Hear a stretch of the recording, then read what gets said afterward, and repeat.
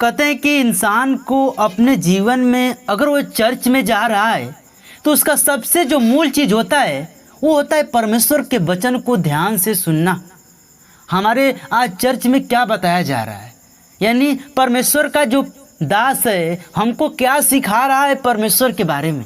पता है, आपने एक बात नोटिस किया है, जो परमेश्वर का दास होता है वो हमारा पास्टर अगुआ होता है। वो क्या करता है, हमको एक वचन पढ़ाता है।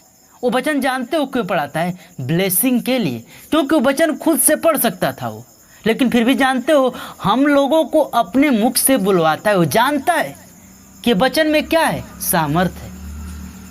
मेरे भाई मेरे बहनों, मैं देखा हूँ चर्च में बहुत सारे लोग ऐसे होते हैं जो कि जब परमेश्वर का दास बोलता है कि आप खड़े होकर वचन को पढ़िए तो बहुत सारे लोग शर्मिंदा होने लगते हैं।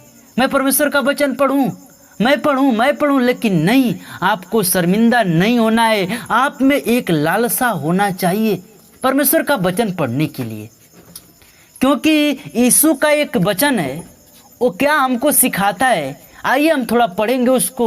हम लोग पढ़ेंगे परमेश्वर का बाइबल का निर्गमन का 15:26 कलाम में क्या लिखा है कि यदि तू अपने परमेश्वर यहोवा का वचन तन मन से सुने और जो उसकी दृष्टि में ठीक है वही करे और उसकी आज्ञाओं पर कान लगाए और उसकी सब विधियों को माने, तो जितने रोग मैंने मिस्रियों पर भेजा है उनमें से एक भी तुझ पर न भेजूंगा, क्योंकि मैं तेरा चंगा करने वाला परमेश्वर हूँ। मेरे भाई मेरे बहनों, परमेश्वर अपने बाइबल में बात लिखा है। वो कहता है कि दी क्या कर, तू मेरे वचन को तन मन से सुने। यानी जो परमेश्वर का अगुआ हमको वचन बताता है उसको हमको तन मन से सुनना है। वो क्या बता रहा है, वो क्या बोलने वाला है, वो क्या बोलेगा, इसको कैप्चर करना है।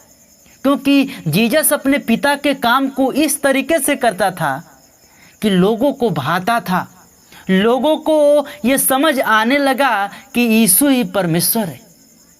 मेरे भाइयों मेरे बहनों, मैं आपको बताना चाहता हूँ कि आप अपने जीवन में जब परमेश्वर से बातें करते हैं, प्रार्थना करते हैं, तो हम बहुत सारे लोग ऐसे होते हैं जो कि परमेश्वर की आत्मा उसके मन में अगुवाई नहीं करती है। नहीं, अगुवाई करती नहीं है, वो कितना भी प्रार्थना करे। लेकिन जानते हो, हमको ये बात अपने जीवन में सोचना चाहिए, क्या कि परमेश्वर हमसे प्रसन्न नहीं है?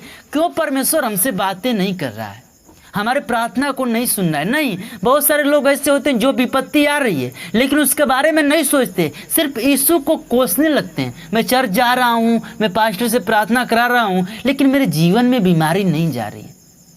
मैं आज का मैसेज आपको थोड़ा अलग लेकर आया हूँ मेरे भाई मेरे बहनों, आप लोगों के लिए आया हूँ। हमको अपने जीवन में चंगाई पाना है तो परमेश्वर की व्यवस्था पर चलना होगा।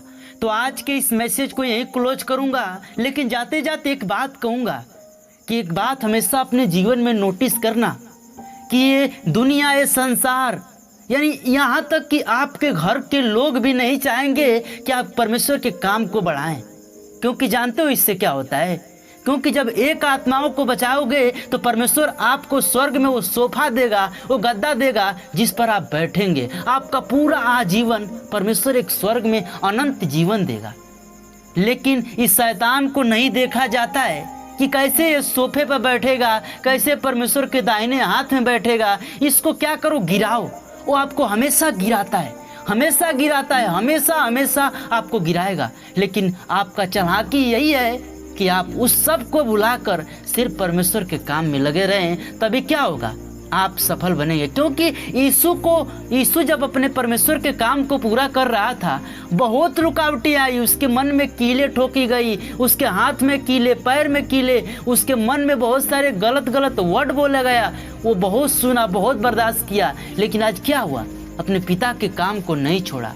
हमको अभी अपने जीवन में नहीं छोड़ना है।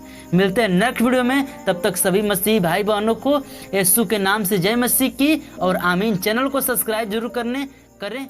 तब तक के लिए जय मसीह।